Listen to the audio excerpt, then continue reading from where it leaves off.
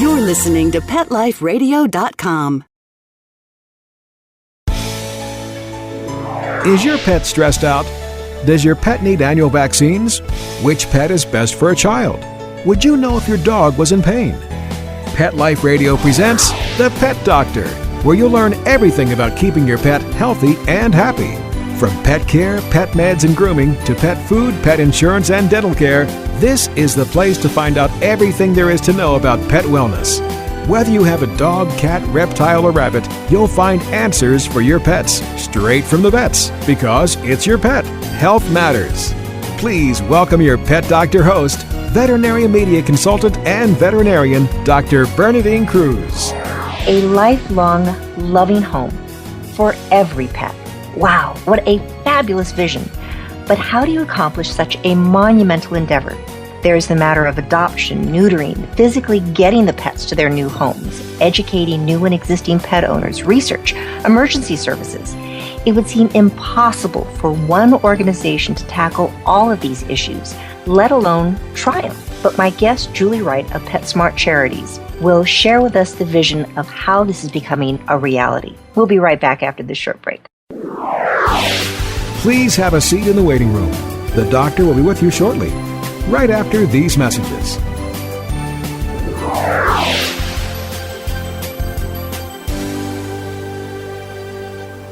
Introducing the new Bret Michaels Pets Rock collection exclusively at PetSmart. I created it for the pets that rock your world. Shop the Bret Michaels Pets Rock collection and celebrate PetSmart's 25th anniversary with up to 25% off thousands of items on the PetSmart site. Plus free shipping on orders of $49 or more. Go to PetSmartDeal.com. That's PetSmartDeal.com. PetSmartDeal.com. X-Power is a global brand that offers a complete line of stand dryers, cage dryers, and multiple blasters that cater to both home and professional groomers. Designed to be quiet, lightweight, and powerful, X-Power pet dryers will save you time, energy, and money. The X-Power B2 Pro at Home Dryer is the perfect gift for family and friends. Please check out our specials at viperpet.com and amazon.com. For more information, visit xpower.ws or call 855-855-8868. Let's Talk Pets on PetLifeRadio.com. Welcome back to the Pet Doctor on Pet Life Radio with Dr. Bernadine Cruz. The doctor is in and we'll see you now. Julie, thank you very much for being with us. I have a feeling a lot of people don't know about PetSmart Charities. You know about PetSmart, but PetSmart Charities, what is it? How long has it been around? Well, first I want to thank you for having me on today. PetSmart Charities was founded in 2004, and a lot of people do not know about us. They don't know about the behind-the-scenes work that we're doing. We are a nonprofit, independent 501c3, and our donations and support for our programs come from individuals and donors across the country.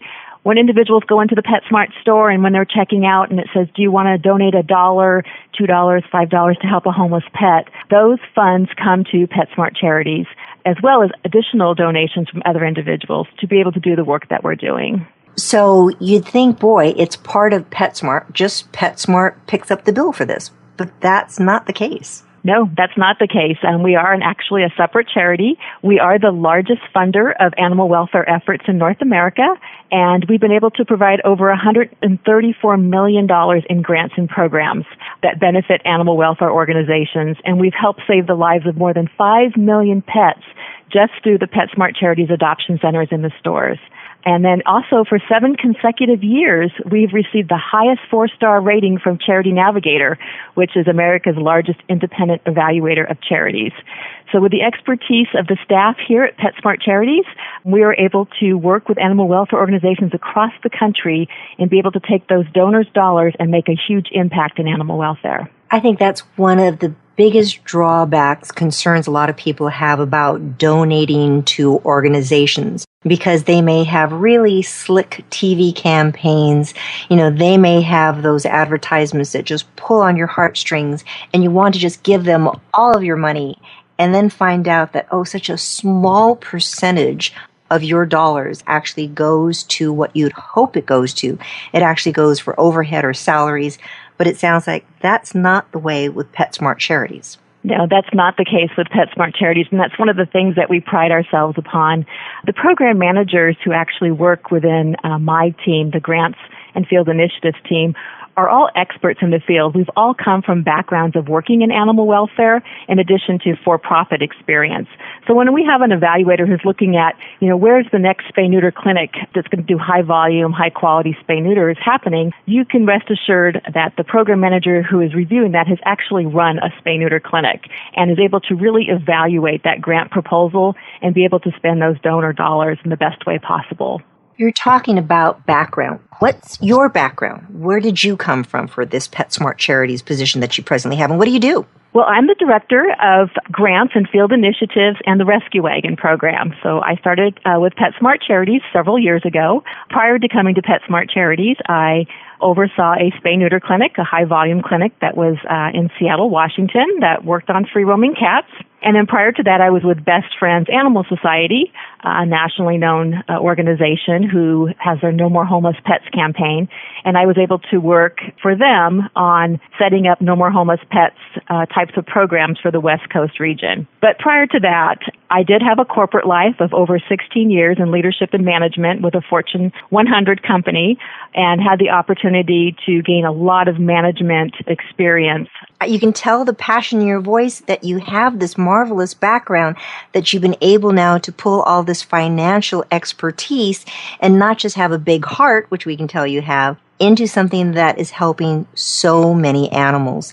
You were talking about this grant funding. What are some of the different programs? You're talking about spay and neuter. Now, most people think of going into a PetSmart and not thinking of taking their pet there to be spayed. Well, and at PetSmart, we actually don't do the spay-neuters there. So the spay-neuter clinics that we fund are independent nonprofit organizations as well. So they're separate organizations that what we do is we assist them with setting up clinics through providing them with grant funding for medical equipment. So the organization goes out, a nonprofit, again, a 501c3. They set up a profile on becoming a nonprofit spay-neuter clinic. They go through specific training, and when they get to the point where they're ready to actually open up the clinic after some mentorship with our organization, then we provide them with grant funds for the medical equipment, which is usually in the range of $80,000 per clinic. So besides having the adoption, now those animals can be taken someplace to be spayed, so then hopefully we'll keep down that overall population that comes back and that perpetual cycle that goes on. Yes, our funding is primarily in two, pillars, you could describe them, and that would be the adoptions and in spay-neuter, because we really feel that the combination of these two funding pillars is crucial to making that impact in reducing pet homelessness. So that's why most of our grant funding is around those two areas. And PetSmart does not sell pets, correct? I know there's birds and little reptiles and little pocket pets, but you're not in the market of selling cats and dogs. Yes. For PetSmart, a separate organization, since 1988, PetSmart's founders made a conscious decision that they did not want to sell dogs and cats. And as a result, they allocated space in their stores for pet adoption agencies who could utilize that space to help them address pet overpopulation by bringing in animals from their local rescues or their shelters and being able to adopt out of the stores. And that actual area is managed by PetSmart Charities. It's donated space to us, and then we have that space allocated out to different 501c3 and animal rescue groups. I do find it's one of the hardest things when I go into PetSmart, and that's where I purchase my cat's food and their toys and all the rest of the fun things. I go, the adoption area, you walk by, they always look so clean, so healthy, so happy. So you folks are really doing a marvelous job of making people aware, here's a pet. Some of them are older, some of them are younger that need a home, a great way for you to expand your family. Where are these pets coming from? So these pets are coming from organizations all across the U.S. So each PetSmart Adoption Center, PetSmart Charities Adoption Center, has a particular animal welfare group in that community who is bringing in the pets to be adopted. So it could be your local SPCA, it could be a rescue group who has pulled from a municipal agency, it could be an actual city or county government office that is in there adopting out their pets. So truly, these are the pets of your community that when you go in to adopt, they're coming right from your specific area. And we do about 7,000 adoptions across the country per week out of the adoption centers. That's great. Huge numbers. One of the things you'd mentioned earlier was Rescue Wagon. What's that? Well, Rescue Wagon is really an exciting program. The Rescue Wagon program just celebrated its 50,000th dog that has been transported since we began the program in 2004. And Rescue Wagon that PetSmart Charities started was really the first, we believe, national transport program. What it does is it saves lives by relocating adoptable dogs and puppies that are in overcrowded shelters, and we move them to destination shelters where, believe it or not, there is a need for puppies and they're in high demand for certain dogs. So by doing this, we're able to work with groups, with shelters in areas that they may not have a chance to be adopted and move them into an area where they are more than likely adopted within a week or 2 weeks at these shelters. I always find it interesting traveling throughout the United States. Certain pockets of the United States just seem to have a penchant for a particular breed. So you may go, for instance, I went to UC Davis School of Veterinary Medicine near Sacramento, and up there are Australian cattle dogs. You just see them all over the place. And now that I'm in Southern California, it's the rare one that walks through the door. So it seems to be the same thing that here this rescue wagon is moving pets around to where they're needed in the United States. That's exactly right. And what's so unique about this program and why I'm so excited about it is it's really comprised of 3 parts. So it's not just the pet transport program, which is a very important part to relocate those dogs and puppies to areas where they can be adopted, but we also work with capacity building for the organizations in the area because we want to make sure that the source where these animals are coming from, that we're really addressing the issue there at the source. And that includes working with the shelters to ensure that all of their animals are spay and neutered before they're adopted, helping them with cleaning protocols, humane transport of the animals. So that's one part of it. And then we also offer a mentorship program, which is just fabulous. So again, PetSmart Charities has mentors who actually work with these organizations to help them improve their shelter facilities and their operations. And then hopefully these organizations that are at the source can then work within their community and expand their ability to do more adoptions there. I'm interested. How do you transport these animals? Is it going to be by individual person who just pops them in the car? Do you have semis, planes? How do you get, and is it just dogs? How do you get them around the United States? Well, that's a great question because we hear so much about these transport programs that are kind of popping up all over the country. The Rescue Wagon program is actual vehicles that are dedicated to this. So the vehicles, we have everything from large trucks with stainless steel cages that hold certain number of animals to sprinter type vans that are also rescue wagon vehicles that hold different size cages depending upon what the need is. These animals are transported in a very humane way in separate cages. They have breaks that they receive. We only transport a certain number of hours and within a certain number of distance. And before every animal is actually put on the vehicle and selected on who's going to be able to move on the rescue wagon, they've already been vetted, vaccinated, had behavioral assessments done, because we really want to make sure that the animals that we're transporting from the source have every chance of success in their new home at the destination. So these programs, this routes are pretty much from the East Coast and Midwest sections and a little bit in Central as well. And that's kind of our programs that we have so far set up. Do I see a rescue wagon vehicle on the road? Do I know what it looks like, or are you doing somewhat surreptitiously so I don't know that these are little dogs and cats going by? You may see one of our wrapped vehicles. It'll say the Rescue Wagon, and it'll say sponsored by PetSmart Charities going down the road. So if you're, in the Midwest section, it's very possible that you'll see these vehicles on the road. They're on the road every week. Some do 2 routes a week in the different regions. So it's cats and dogs. It's dogs. Right now it's dogs. It's just dogs and puppies, because at this point, we haven't come to a point where we have a shelter who's in need of cats. So, unfortunately, there's a lot of cats still in shelters that need homes. So spay and neuter, and then hopefully those numbers will go down. So far you told us about adoption, spay and neuter, getting these pets around. But every once in a while, we know here in the United States and throughout the world, there are emergencies. that arise. What is PetSmart Charities doing with regard to emergency relief for pets? Sure. So we have our emergency relief program. And this program was really, started right around the Katrina time when everybody kind of had a need for emergency relief. But our emergency relief program is for both man-made and natural disasters. And the emergency relief program allows us to provide funding and resources such as equipment that might be needed in the event of a large-scale disaster. And this could be a hurricane, a fire, or multiple animal rescue disaster where maybe it's a hoarding case where an organization has to take in, a large number of animals at that time. And what we have is 6 53-foot semi-trailers that we have strategically placed across the U.S. They're preloaded with donated emergency supplies. So as soon as we get that call that there's a need, we're able to have those trailers be immediately sent out to the areas where we can help save those animals. So this is somewhat of pet FEMA that's out there. Exactly. And you can see these big, huge trailers on the road in the event of a disaster or a man-made disaster. It'll say PetSmart Charities Emergency Relief Wagon. And you can know inside there's enough supplies to probably help up to 500 pets. And that's everything from generators and tents and fans to food and crates. Now, is this just cats and dogs that you're addressing the needs of? Primarily it's cats and dogs, but again, with the tents and the generators and litter and crates, they can be used for multiple. But primarily what we see is the need is for dogs and cats. I think this is so important because you as PetSmart Charities is planning ahead. But it's so important. I always tell my clients, make sure that you have an emergency plan put together for yourself, for the entire family.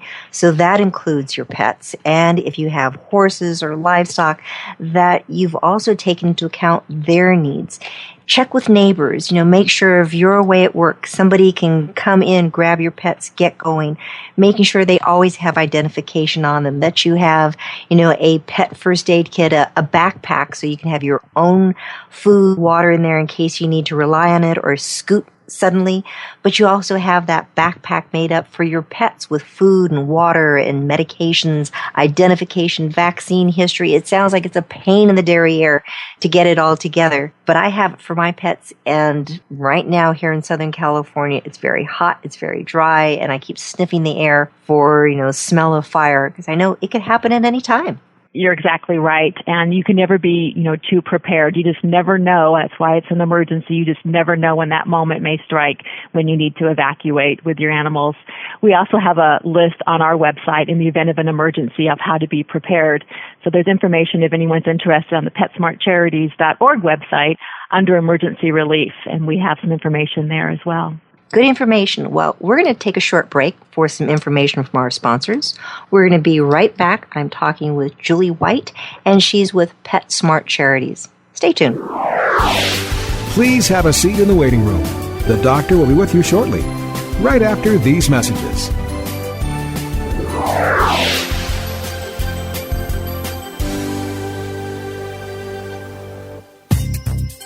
Dyson.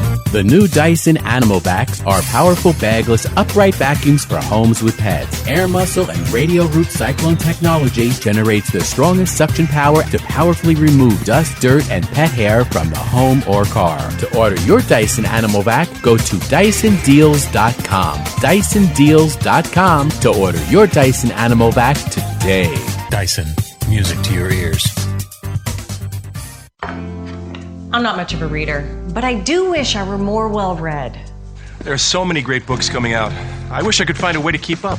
Audible.com makes it easy to stay well-informed and catch up on your reading simply by listening. Audiobooks from Audible turn downtime into uptime.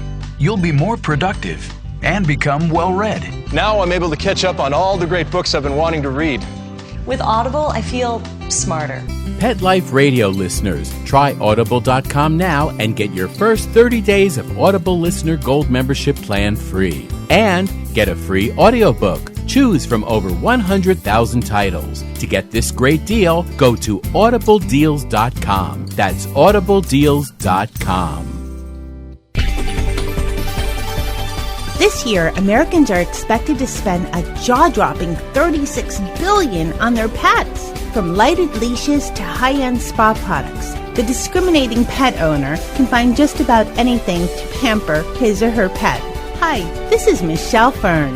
Join me every week for Best Bets for Pets, where we'll talk about the latest pet products and talk to the companies that make them. Best Bets for Pets, every week, only on PetLifeRadio.com.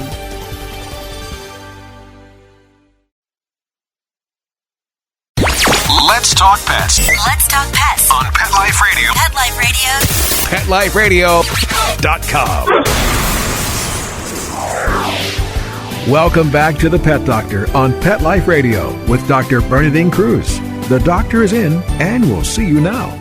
Julie, this is fabulous. I mean, there is so much that I have a feeling many people didn't know of what PetSmart Charities is doing for our animal population and for the pet owners that love them. Some of the other projects that I know that you've been involved with is trying to find homes for pets, especially during the holidays. Tell us a little bit about that project. We have a national adoption weekend coming up in November. So we have adoption events that go on throughout the year, but there's 4 times a year we do national adoption events. And one of those is coming up November 11th through the 13th, and that'll be at every one of our local stores. There'll be the national adoption event. This is also a great time. We have Lucky and Chance.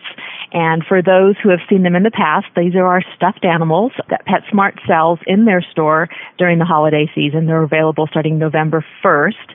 There is a limited quantity. But these stuffed animals are a great way to make a purchase for a gift for someone, but know that it also helps homeless pets, because PetSmart is going to donate 10% of the proceeds to PetSmart Charities. So again, this is a great giving way to help homeless pets and help PetSmart Charities do the work that we're doing, and also ensure that we can continue to get, help the individual organizations adopt more animals throughout the year. You have events that are going on throughout the year, and you also have what I think is great are these grants that are available. Who can apply for the grants? What are your criteria? So for applying for a grant, and we have grants in the U.S. and in Canada, so if they're a Canadian organization, they can also apply for a separate set of funding that we have available. But in the U.S., you have to be a nonprofit organization, so you have to be a 501c3. You have to have at least 12 months of financial records. So again, we want to make sure that we're good stewards of donors' dollars and that we are funding reputable, sustainable organizations. We don't fund private foundations, but we do fund government and law enforcement institutions or tribal entities that have a budget for animal care and control. What are some of the projects that you have funded in the past? So some of the projects that we funded in the past, in addition to the spay-neuter equipment type grants, is we have our targeted grants and our free-roaming grants. These 2 grants are, again, for any organization who does spay-neuter in their community for targeted would be for a specific need. So, for example, there's a lot of small dogs, chihuahuas, in the Los Angeles area. And it is amazing, yes. I know that is. So we've had organizations apply for funding that is specific to providing low-cost spay-neuter for just those types of dogs. Again, because when you go to a shelter and you see a predominant number of dogs, of chihuahuas or if they're pit bulls, then that's the area that they may be targeting. Another way to target is looking at a specific demographic area where a large intake of animals or puppies or kittens are coming from, and you can really see that there might be a need in that community for some assistance with spay-neuter. So that's our targeted grants. We also have our free-roaming cat grants. How many of us have seen that kind of neighborhood cat that nobody really owns, but everyone kind of owns by taking care of it in some way or another, whether it's providing it with some shelter or food? We offer free-roaming cat grants. So that's where the neighborhood cat can get altered at a reduced cost or for free through our free-roaming cat grants. Oftentimes, and as a child, and thankfully, my parents have changed their view of this. It was, you have that pet and they didn't want to take care of it anymore. We'll take it to the dairy. And that was their euphemism for just letting it go. And it just broke my heart. And oftentimes people don't realize when they have, especially a cat, just let it go. It can take care of itself. Those animals have such a horrible life. It's a reduced length of life. Their quality of life is reduced. And then the way they impact the environment, the way they're taking out the birds, the wildlife that's out there, it is a horrible impact. I think for the free-roaming cats, one of the things that we look at when we're assessing the grants for the free-roaming cats is particularly there's colonies that are being done. And we actually provide or request reporting on the grant money that we give out for every grant we give out. But for free-roaming cats, one of the things that we measure to see what the impact is the number of cats that were not altered in those colonies at the beginning. And we shoot for 100% of the animals being altered at the end of the grant cycle. So they may have a 1-year grant to provide spay and neuter for a free-roaming cat colony. And one of the measures that we look at is how many more kittens have been born in that colony after or during the program. And what our findings have been is that with free-roaming cat grants is that we're seeing a lower number of kittens coming into shelters, which again kind of shows that that free-roaming cat that's out there, whether it's with or without a home, they are the ones who are producing a lot of the kittens that are coming in, whether that's the tom or the actual female cat. So we are seeing some, great impact in being able to focus on free-roaming cats, getting those cats altered and letting them continue to live out their life where they are, but also being able to reduce the number of homeless cats that are coming into shelters. And decreasing that number is so important. So many people think that just because a pet also, I think that goes along with the education that you folks are doing, that just because it was a feral cat, a free roaming cat, that there's really no chance of getting it adopted, making it a good family pet. But that's not the case, is it? Well, some organizations have done a great job of incorporating in when they're out there doing the colony sterilizations, that if there are young kittens there that can be socialized and adopted, that is happening, that they're able to work with different foster programs and get them into those programs and into adoptions. So that is a great part of the program. One of the other areas that we are providing some funding in, and since you mentioned the kittens, is a foster program. It's called Fostering for Rock Stars. And this is a great program where we provide mentorship for organizations who want to set up a foster kitten program. So how many people want to go out there and, foster those young, cute, little tiny kittens?